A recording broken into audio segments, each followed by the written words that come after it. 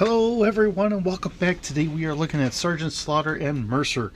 So after a couple issues on my end, here we go again. We're going to get this thing done finally.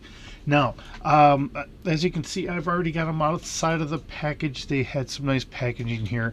The nice thing is you had a nice window to be able to see everything in there. And we're just kind of skipping that part of getting them all out. So here we are. Now, looking at Sergeant Slaughter himself, he's got the nice chocolate chip classic BDUs for desert terrain, and he's got some nice brown boots on here, so they have a nice full range of motion. They were pleasant enough to do that for him, where we've seen a couple others that, they just don't have that same range of motion. He does have that double knee, so he can kind of stretch out here, or we can have him kicked off to the side so he can kick Cobra's fangs in. Either way you want to do that, he's got that very posable feature to him, as well as our standard twist here at the top of the thigh, so that way you can adjust things around however you need for whatever you're doing. If you're just standing them up, or you're trying to have them doing an action pose, you have that availability there. One of the kind of drawbacks that we do have here, we can do a little torso twist here as well as on the top here. He has that available, but regrettably, unlike some of the other figures where we have this big joint here so he can do the crunches, they did him a little dirty here. He can't really do the good crunches like what we would normally see, because that joint just doesn't work as good as what we've had on some of the other figures. But for his shirt and everything else, it does kind of make sense that they didn't do it that way. Although, to be able to sit here and say he can do the crunches and show off how good to do them to other troops that he's trying to train is kind of a downfall. He does have his double shoulder here, which works very nicely, and he's got some bigger arms. So when he's holding his arms out here so you can see all the muscles, the unfortunate part is this bottom, I don't know what the muscle part here is, and I'm just being honest here. When we have him close in, his arm doesn't want to twist because that muscle's in the way. So just kind of keep that in mind. He does have the double elbow, so he can reach up and he can, it's trying to get this to work correctly. And of course, when I was trying to do this earlier, I was having the problems then too, and I'm afraid I'm going to break right here, which is something I really don't want to do. So I'm not gonna stress it too much. Although I did get it to work earlier, so he could reach up to his whistle like he's blowing the whistle at someone and saying, "Hey, what is your problem?"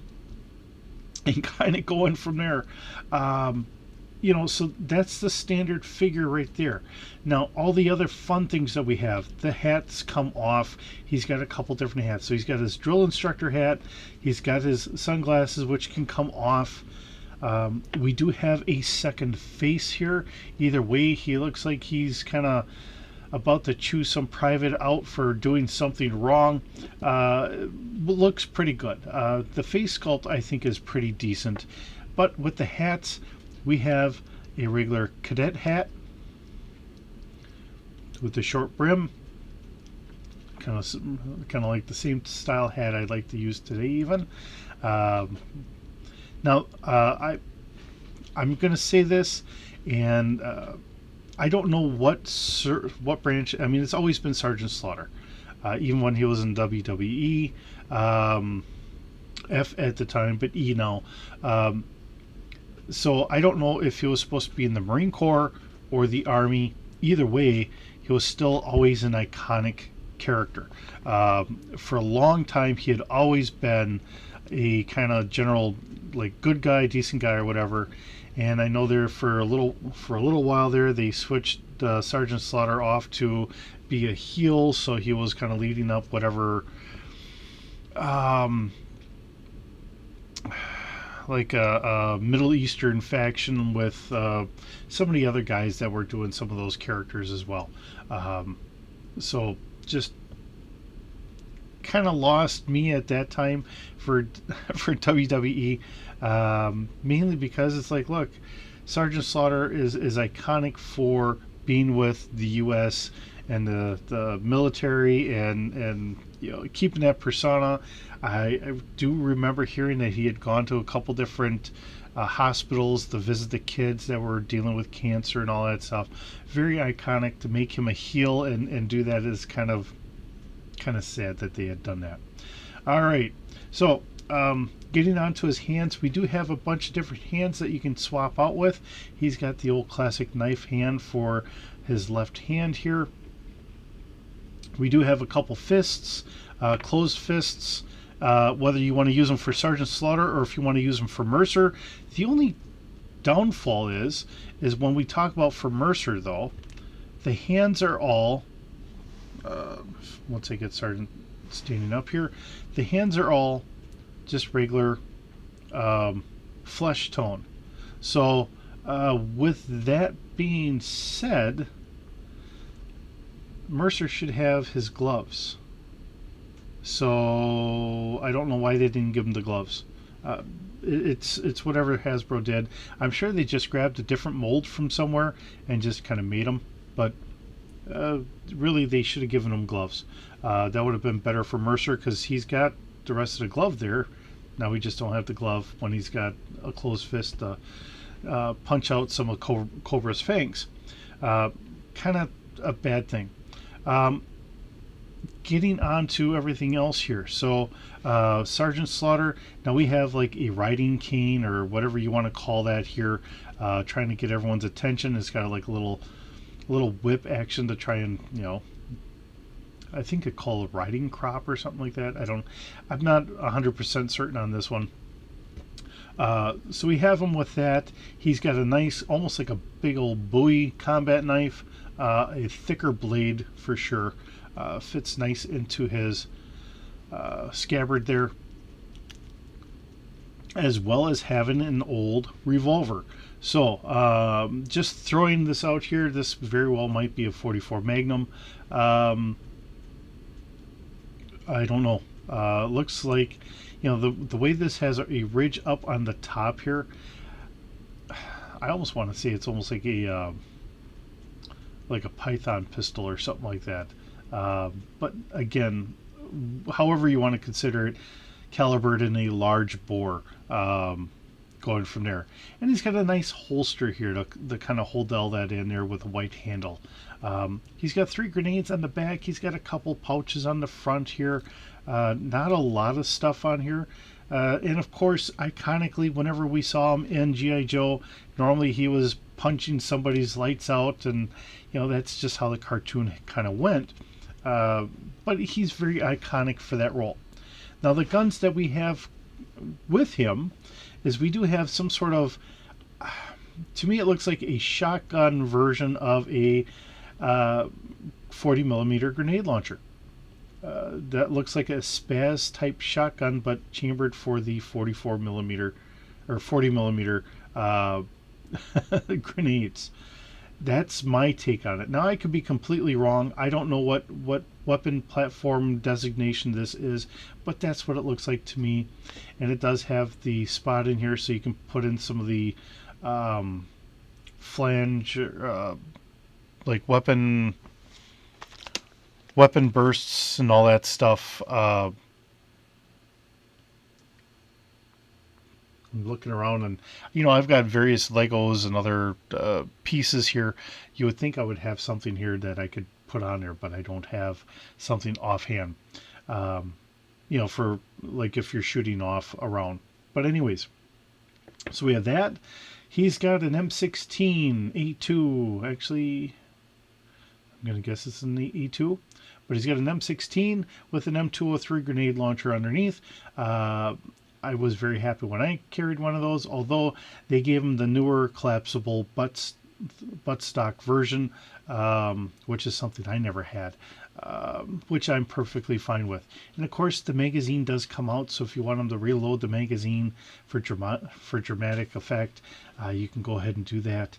And of course, again, we have a spot here, so if you want to have something that looks like he's shooting off, either for the grenade itself or for the rifle, we have that availability. The grenade launcher, it kicks like a 12 gauge shotgun. It really does. The only bad part is you end up putting the buttstock onto the top of your, the bottom of the buttstock onto the top of your shoulder. So it's not like it's seated correctly. You're doing this because as it's going, we have a sight that comes off on the side, and that's what we're kind of judging off of. So, it's not like it's really bad. It's just that awkwardness because it's sitting on the top instead of being seated right where you should. Instead of being down here, it's more up here. And then we have a Vector 45. Now we have an extra silencer, and I believe that this is for Mercer for his pistol, but I put it on here just briefly so it looked like it was a little bit longer rifle. And of course, the magazine comes out of this as well, so it looks cool. I do like the look of the Vector. I don't know how effective it is or anything else. I just like the look of it. Who knows? Maybe someday I might be able to get a chance to get one. If I do, I guess we're going to have a range day and we're going to take it out and have some fun. It's got some sort of optics here. It looks like they're running in parallel to each other, so I don't know exactly how that works, but there it is. Kind of cool.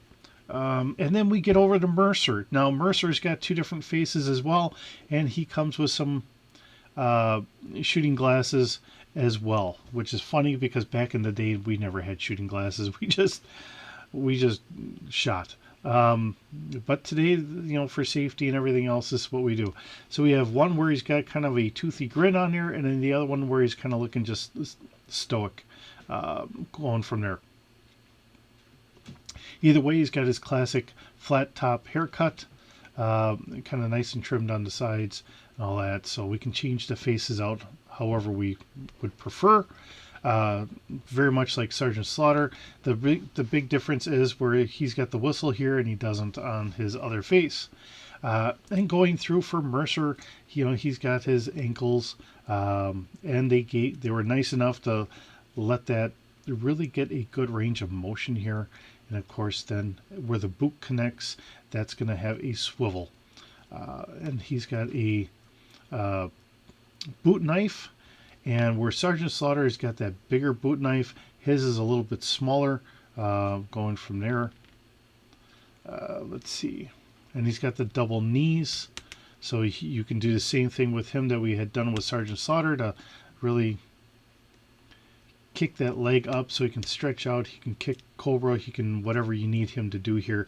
And this little boot knife is just driving me batty. I don't know what I'm going to do with it. And he's got a backpack which just fell. All right. He's got a couple rounds on his duty belt here, as well as a pouch going around here, as we have another pouch on his regular belt here.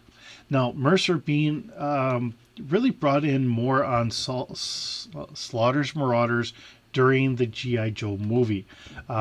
He's an ex-Cobra Viper. He kind of came to the light of seeing how ruthless Cobra is and how little they actually care about people, but just about world domination. So he's got a Cobra Viper-ish kind of uniform on, and of course with Cobra being X'd out here. He's got what I'm going to guess is a 9mm of some sort here for his service duty pistol, and a nice holster here on his vest, as well as some extra pouches. And we already talked about the silencer that fits nicely on there, but unfortunately we don't have a spot on his belt to put it, so I don't know where to put it, so it just kind of sits here. Again, he's got that double shoulder joint, as well as, he's not quite as beefed up as Sergeant Slaughter, so if you're moving him, you can kind of move his arm around a little bit when it's down. And he's got a double elbow. Now, I was having a hard time with his elbow trying to get that to work as well. He's got a nice spider tattoo here, spider, and then like a spider web with this kind of skeleton look on it. He's got a nice range of motion with the neck and the head, so that works out pretty good. Nice looking figures, And then what we have him coming with is he has a bullpup rifle. And again, the magazine does, or the drum magazine comes out, so you can do that. The nice thing about the bullpup, and we see this a lot more with our European allies, because I've got like a little 22 bullpup. And for mine, now I don't know how long this is going to be, but I have like a 20-inch barrel on mine. And the total gun length is like 29 inches. Kind of nice. Our European allies have a lot of bullpups for the reason of having a close quarters, a lot of tight alleyways and stuff like that. So it helps them having that nice long barrel, but keeping an overall shorter rifle. And when you look at it head on, you notice his hand grip here is kind of offset for him for holding that and keeping it all into his shoulder and on him and not being grabbed and ripped away. As well as having some optics here, as well as his iron sights. I'm not familiar as to what type of rifle this is. I don't know if I said that already, but it's an interesting looking rifle. And then the one I think looks a little bit better, and again we have another silencer here, and I have it sitting on there. This looks like it's got to be like a Cobra energy rifle of some sort, and again with some optics. So this one looks a little bit better. This is the one I think I would probably put on him and run from there. But some nice looking figures, kind of iconic. And again, we get to see a little bit of a size difference. And one of the nice features that we do get to see with the GI Joe Classified series, compared to the 3 3/4 inch figure size, where everyone was the same size. Here with the Classified, we have taller figures, we have some shorter figures, you have some slender builds, some bigger builds. It is nice that they've done all that with this series, and the fact that they've carried it on with the Star Wars Black series and the Marvel series and all that. So they're all able to be kind of interlinked and added and subtracted here and there in your collections, or as you're playing, or however you're doing it. For me, if I was going to play with them, these would be figures for like a role-playing game or something like that. I know Hasbro had tried doing that with their Star Wars way back when they had the license for Star Wars as a role-playing game. I wouldn't be surprised if they weren't trying to use that as a thing for Renegade Studios for their current line of GI Joe role-playing game. I don't know why they don't come out with a little bit more of the, say, like just a generic trooper. I know we have some coming out, which I will be happy to get when they come in, and we'll just kind of go from there. Things to add in there. So with that being said, it is a nice and wonderful set. I forgot the backpack here for Mercer. It is a just general backpack. Nothing overly spectacular, but nicely done. He's got canteens on the side. But don't want to forget about his backpack here. Thank you so very much for joining me today. It's always wonderful having you here. I hope you're doing well, and I will see you in the next video.